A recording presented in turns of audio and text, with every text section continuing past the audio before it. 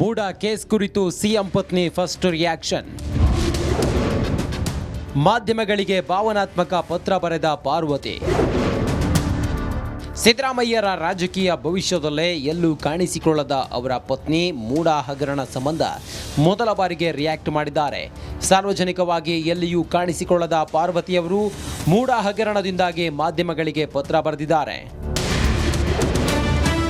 ಮಾಧ್ಯಮಗಳಿಗೆ ಸಿದ್ದು ಪತ್ನಿ ಪತ್ರ. ನನ್ನ ಪತಿಯಾಗಿರುವ ರಾಜ್ಯದ ಮುಖ್ಯಮಂತ್ರಿ ಸಿದ್ದರಾಮಯ್ಯನವರು ತಮ್ಮ 40 ವರ್ಷದ ಸುದೀರ್ಘ ರಾಜಕಾರಣದಲ್ಲಿ ಯಾವುದೇ ಸಣ್ಣ ಕಳಂಕವೂ ಅಂಟಿಕೊಳ್ಳದಂತಹ ನೈತಿಕತೆಯನ್ನ ರಥದಂತೆ ಪಾಲಿಸಿಕೊಂಡು ಬಂದವರು. ರಾಜಕೀಯವೂ ಸೇರಿದಂತೆ ಸಾರ್ವಜನಿಕ ಜೀವನದಲ್ಲಿ ಕಾಣಿಸಿಕೊಂಡು ಅವರಿಗೆ ಮುಜುಗರ ಉಂಟು ಮಾಡಬಾರದು ಅನ್ನೋ ನಿರ್ಧಾರಕ್ಕೆ ಬದ್ಧಳಾಗಿ ಬದುಕಿದವಳು. ನಾನು ಯಾವತ್ತೂ ಕೂಡ ಮನೆ, ಆಸ್ತಿ, ಚಿನ್ನ, ಸಂಪತ್ತನ್ನ ಬಯಸಿದವಳಲ್ಲ. ಯಾವುದೇ ಕಾರಣಕ್ಕೂ ನನ್ನಿಂದ ಅವರ ರಾಜಕೀಯ ಜೀವನಕ್ಕೆ ಒಂದು ಸಣ್ಣ ಹನಿಯಷ್ಟು ಕಳಂಕ ತಟ್ಟಬಾರ್ದು ಅನ್ನೋ ಎಚ್ಚರಿಕೆಯಿಂದ ನಡೆದುಕೊಂಡವಳು. ನನ್ನ ಪತಿಗೆ ರಾಜ್ಯದ ಜನತೆ ಹರಿಸುತ್ತಾ ಬಂದ ಪ್ರೀತಿ ಅಭಿಮಾನಗಳನ್ನ ದೂರದಿಂದಲೇ ಕಂಡು ಸಂತೋಷ ಮತ್ತು ಹೆಮ್ಮೆ ಪಟ್ಟವಳು. ಹೀಗಿದ್ರೂ ಮೈಸೂರಿನ ಮೂಡಾ ನಿವೇಶನಕ್ಕೆ ಸಂಬಂಧಪಟ್ಟಂತೆ ಕೇಳಿ ಬಂದ ಆರೋಪಗಳಿಂದ ನಾನು ಗಾಸಿಗೊಂಡಿದ್ದೇನೆ. ನನ್ನ ಸ್ವಂತ ಸೋದರ ಅರಿಶಿನ ಕುಂಕುಮದ ಭಾಗವಾಗಿ ಕೊಟ್ಟ ಜಮೀನಿನ ಬಾಬ್ತು ಪಡೆದ ನಿವೇಶನಗಳು ಇಷ್ಟೊಂದು ರಾಧಾಂತ ಆಗುತ್ತೆ. ಇದರಿಂದ ನನ್ನ ಪತಿಯವರು ಅನ್ಯಾಯವಾಗಿ ಆರೋಪಗಳನ್ನ ಎದುರಿಸುವಂತಾಗತ್ತೆ ಅನ್ನೋದನ್ನ ನಾನು ಊಹಿಸಿದವಳೂ ಅಲ್ಲ.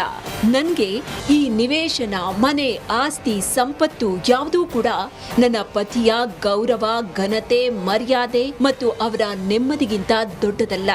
ಇಷ್ಟು ವರ್ಷಗಳ ಕಾಲ ಅಧಿಕಾರದಲ್ಲಿದ್ದವರಿಂದ ಏನನ್ನೂ ನನಗಾಗ್ಲಿ ನನ್ನ ಕುಟುಂಬಕ್ಕಾಗಿ ಬಯಸದೇ ಇದ್ದ ನನಗೆ ಈ ನಿವೇಶನಗಳು ತೃಣಕ್ಕೆ ಸಮ.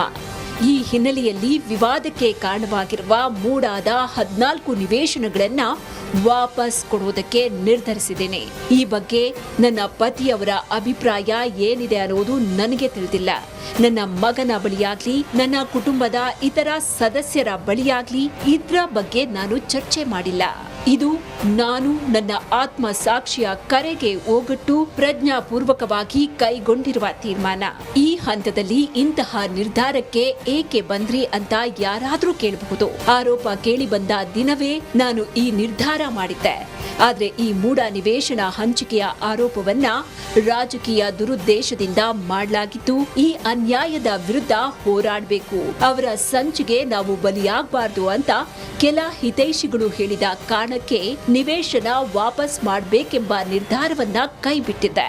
ನನ್ನ ಈ ನಿರ್ಧಾರ ಅಚಲ ಆಗಿದ್ದು, ಈ ನಿವೇಶನಗಳನ್ನ ವಾಪಸ್ ನೀಡೋದ್ರ ಜೊತೆಗೆ ಮೂಡಾಗೆ ಸಂಬಂಧಿಸಿದ ಎಲ್ಲಾ ಆರೋಪಗಳ ಬಗ್ಗೆ ಸಮಗ್ರ ತನಿಖೆ ಮಾಡಬೇಕು ಅಂತ ಆಗ್ರಹಿಸ್ತೀನಿ. ಕೊನೆಯದಾಗಿ ಎಲ್ಲ ರಾಜಕೀಯ ಪಕ್ಷದ ನಾಯಕರು ಮತ್ತು ಮಾಧ್ಯಮ ಕ್ಷೇತ್ರದ ಬಂಧುಗಳಲ್ಲಿ ನನ್ನ ವಿನಮ್ರ ವಿನಂತಿ. ದಯವಿಟ್ಟು ರಾಜಕೀಯ ಕ್ಷೇತ್ರದಿಂದ ದೂರ ಇದ್ದು ತಂಪಾಡಿಗೆ ತಾವಿರುವ ರಾಜಕೀಯ ಕುಟುಂಬದ ಹೆಣ್ಣು ಮಕ್ಕಳನ್ನ ರಾಜಕೀಯ ದ್ವೇಷ ಸಾಧನೆಗಾಗಿ ವಿವಾದದ ಕಣಕ್ಕೆ ಎಳೆದು ತಂದು ಅವರ ಘನತೆ, ಗೌರವಗಳಿಗೆ ಹಾನಿ ಮಾಡಬೇಡಿ. ಶ್ರೀಮತಿ ಪಾರ್ವತಿ. ಹೀಗಂತ ಮಾಧ್ಯಮದವರಿಗೆ ಪರಿಪರಿಯಾಗಿ ಭಾವನಾತ್ಮಕವಾಗಿ ಪತ್ರ ಬರೆದಿದ್ದಾರೆ. ಆದರೆ ಈ ಪತ್ರದ ಹಿಂದೆ ಬೇರೆ ಯಾವುದಾದ್ರೂ ಉದ್ದೇಶ ಇದೆಯಾ ಅಥವಾ ಮೂಡಾ ಹಗರಣದಿಂದ ನುಣುಚಿಕೊಳ್ಳುವ ಯತ್ನವ ಅಂತ ಭಾರೀ ಚರ್ಚೆಗೆ ಗ್ರಾಸವಾಗಿದೆ. ಇದಕ್ಕೆ ಸಿಎಂ ಸಿದ್ದರಾಮಯ್ಯ ಹೇಗೆ ರಿಯಾಕ್ಟ್ ಮಾಡ್ತಾರೆ ಕಾದು ನೋಡಬೇಕಿದೆ. Bureau report, republic Kannada.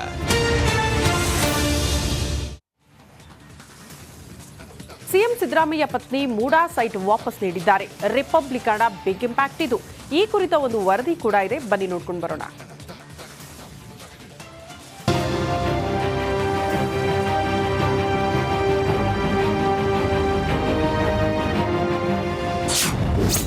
ಹದಿನಾಲ್ಕು ಸೈಟ್ ಹಿಂದಿರುಗಿಸಲು ನಿರ್ಧಾರ. ರಿಪಬ್ಲಿಕ್ ಕನ್ನಡದ ಬಿಗ್ ಇಂಪ್ಯಾಕ್ಟ್. ಮೂಡಾ ಹಗರಣ ಪ್ರಕರಣ ಇದೀಗ ಹೊಸ ತಿರುವು ಪಡೆದುಕೊಳ್ಳುತ್ತಿದೆ. ಲೋಕಾಯುಕ್ತ ಇಡಿ ದೂರು ದಾಖಲಿಸಿದ ಬೆನ್ನಲ್ಲೇ ಮುಖ್ಯಮಂತ್ರಿ ಸಿದ್ದರಾಮಯ್ಯನವರ ಪತ್ನಿ ಪಾರ್ವತಿ 14 ಸೈಟ್ಗಳ ಕ್ರಯಪತ್ರ ಹಿಂದಿರುಗಿಸುವುದಾಗಿ ಮೂಡಾಗೆ ಪತ್ರ ಬರೆದಿದ್ದಾರೆ. ರಿಪಬ್ಲಿಕ್ ಕನ್ನಡದ ನಿರಂತರ ವರದಿಗೆ ಸಿಎಂ ಪತ್ನಿ ಪಾರ್ವತಿ ಮಣಿದಿದ್ದಾರೆ.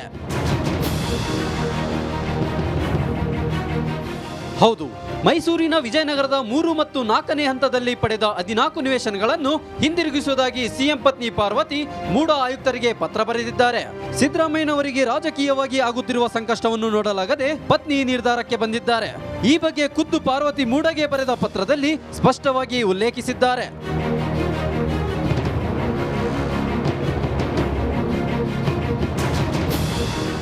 ಈ ಮೂಲಕ ಮೂಡಾ ಹಗರಣ ಪ್ರಕರಣ ಹೊಸ ತಿರುವು ಪಡೆದುಕೊಂಡಿದೆ. ಆದರೆ ಗಮನಿಸಲೇಬೇಕಾದ ಅಂಶ ಅಂದ್ರೆ ಪಾರ್ವತಿ ಬರೆದ ಪತ್ರದಲ್ಲಿ ದಿನಾಂಕ ಇಲ್ಲದಿರುವುದು ನಾನಾ ಚರ್ಚೆಗೆ ಗ್ರಾಸವಾಗಿದೆ.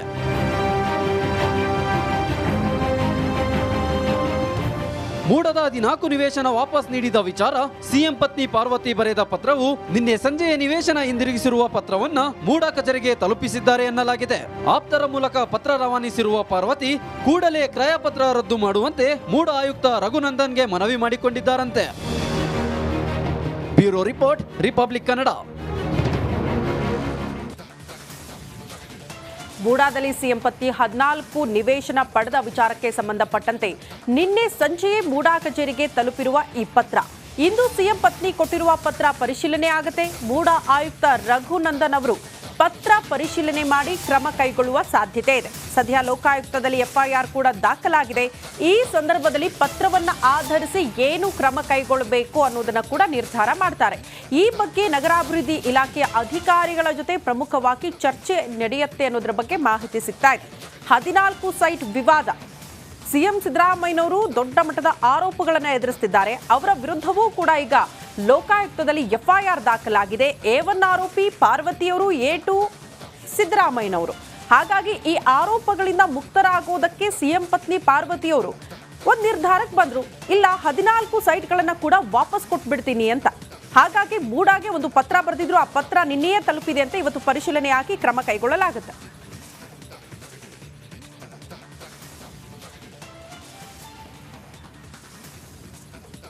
ಮೂಡಾಕ್ಕೆ ಸಂಬಂಧ ಇಂದಿನಿಂದ ಲೋಕಾಯುಕ್ತ ತನಿಖೆ ಕೂಡ ಪ್ರಾರಂಭ ಆಗುತ್ತೆ. ಲೋಕಾಯುಕ್ತ ಕಚೇರಿಗೆ ಸ್ನೇಹಮಯಿ ಕೃಷ್ಣ ಆಗಮಿಸಿದ್ದಾರೆ. ನೋಟಿಸ್ ಹಿನ್ನೆಲೆ ವಿಚಾರಣೆಗೆ ಹಾಜರಾಗಿದ್ದಾರೆ ಸ್ನೇಹಮಯಿ ಕೃಷ್ಣ. ಸ್ನೇಹಮಯಿ ಕೃಷ್ಣಗೆ ನೋಟಿಸ್ ನೀಡಿತ್ತು ಲೋಕಾಯುಕ್ತ. ಬೆಳ್ಳಂಬೆಳಗ್ಗೆ ವಿಚಾರಣೆಗೆ ಹಾಜರಾಗಿದ್ದಾರೆ ದೂರುದಾರ ಸ್ನೇಹಮಯಿ ಕೃಷ್ಣ. ಲೋಕಾಯುಕ್ತದಲ್ಲಿ ಎಫ್ಐಆರ್ ದಾಖಲಾಯಿತು. ಕಾರಣ ಇವರು ಕೂಡ ಒಬ್ರು ದೂರುದಾರರು. ಸುಪ್ರೀಂ ಹೈಕೋರ್ಟ್ ಆಯಿತು. ಅದಾದ ಬಳಿಕ ಜನಪ್ರತಿನಿಧಿಗಳ ವಿಶೇಷ ನ್ಯಾಯಾಲಯದಲ್ಲಿ ಒಂದು ತೀರ್ಪು ಬಂದ ಬಳಿಕ ಲೋಕಾಯುಕ್ತದಲ್ಲಿ ಎಫ್ಐಆರ್ ದಾಖಲಾಗಿತ್ತು. ಯಾರು ದೂರು ಕೊಟ್ಟಿದ್ರಲ್ಲ ಅದರಂತೆ ಈಗ ಸ್ನೇಹಮಯಿ ಕೃಷ್ಣ ಅವ್ರಿಗೂ ಕೂಡ ವಿಚಾರಣೆಗೆ ಹಾಜರಾಗುವಂತೆ ನೋಟಿಸ್ ಕೊಟ್ಟಿದ್ರು. ಅದರಂತೆ ಆಗಮಿಸಿದ್ದಾರೆ. ಮಾನ್ಯ ನ್ಯಾಯಾಲಯದ ಆದೇಶದ ಮೇರೆಗೆ ನನ್ನ ದೂರರ್ಜನೆ ಆಧರಿಸಿ ಲೋಕಾಯುಕ್ತದಲ್ಲಿ ಪ್ರಕರಣ ದಾಖಲಾಗಿತ್ತು. ಆ ವಿಚಾರ ಸಂಬಂಧದಲ್ಲಿ ಒಂದು ವಿಚಾರಣೆಗೆ ಬರಬೇಕು ಅಂತ ನನಗೆ ನೋಟಿಸನ್ನು ಜಾರಿ ಮಾಡಿದ್ರು. ಆ ಹಿನ್ನೆಲೆಯಲ್ಲಿ ನಾನು ವಿಚಾರಣೆಗೆ ಇಲ್ಲಿ ಬಂದಿರೋದು ಸರ್. ಇಲ್ಲ, ಈಗಾಗಲೇ ನಾನು ದೂರರ್ಜನೆಗೆ ಎಲ್ಲ ದಾಖಲಾತಿಗಳನ್ನು ಕೊಟ್ಟಿರೋದ್ರಿಂದ ಮತ್ತು ಅವರು ಮಾನ್ಯ ನ್ಯಾಯಾಲಯದಿಂದ ಕೂಡ ದಾಖಲಾತಿ ಪಡೆದಿರೋ ಸಾಧ್ಯತೆ ಇರೋದ್ರಿಂದ ಸೊ ದಾಖಲಾತಿಗಳ ಬಗ್ಗೆ ನನಗೇನು ನೋಟಿಸ್ ಇಲ್ಲಿ ತಿಳಿಸಿಲ್ಲ. ವಿಚಾರಣೆ ಸಂದರ್ಭದಲ್ಲಿ ಯಾವ್ದಾದ್ರು ದಾಖಲಾತಿಗಳ ಅವಶ್ಯಕತೆ ಅಂತ ಅವರು ತಿಳಿಸಿದ್ರೆ ಸೊ ನನ್ನ ಬಳಿ ಇರತಕ್ಕಂಥ ದಾಖಲಾತಿನ ಅವರಿಗೆ ಕೊಡೋಕ್ಕೆ ನಾನು ಸಿದ್ಧನಾಗಿ. ಇಲ್ಲ ಸರ್, ಇದರಲ್ಲಿ ಟೆಕ್ನಿಕಲ್ ಎವಿಡೆನ್ಸ್ ಯಾವುದು ಬರಲ್ಲ. ಇಲ್ಲಿ ದಾಖಲಾತಿಗಳು ಏನು ದಾಖಲಾತಿಗಳಿದೆ, ದಾಖಲಾತಿಗಳ ಸಾಕ್ಷ್ಯಗಳು ಇರೋದ್ರಲ್ಲಿ ಸೊ ದಾಖಲಾತಿಗಳ ಸಾಕ್ಷ್ಯಗಳನ್ನ ಅವ್ರು ಕೇಳಬಹುದು.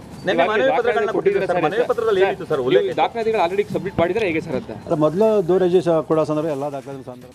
ಈ ಬಗ್ಗೆ ಮತ್ತಷ್ಟು ಡೀಟೇಲ್ಸ್ ಅನ್ನ ಕೊಡ್ತಾ ಹೋಗ್ತಾರೆ ನಮ್ಮ ಪ್ರತಿನಿಧಿ ವಿನೋದ್. ನೇರ ಸಂಪರ್ಕದಲ್ಲಿ ಜಾಯ್ನ್ ಆಗ್ತಿದ್ದಾರೆ. ವಿನೋದ್, ಜನಪ್ರತಿನಿಧಿಗಳ ವಿಶೇಷ ನ್ಯಾಯಾಲಯ ಕೊಟ್ಟಿರುವಂತಹ ಆದೇಶದ ಪ್ರಕಾರ ಲೋಕಾಯುಕ್ತದಲ್ಲಿ ಎಫ್ಐಆರ್ ದಾಖಲಾಯಿತು. ಇಷ್ಟೆಲ್ಲ ಬೆಳವಣಿಗೆಗಳ ಮಧ್ಯೆ ಸಿಎಂ ಪತ್ನಿ ಪಾರ್ವತಿಯವರು ನಿರ್ಧಾರಕ್ಕೆ ಬಂದಿದ್ದಾರೆ, ಇಲ್ಲ ಸೈಟ್ ವಾಪಸ್ ಕೊಟ್ಬಿಡ್ತೀವಿ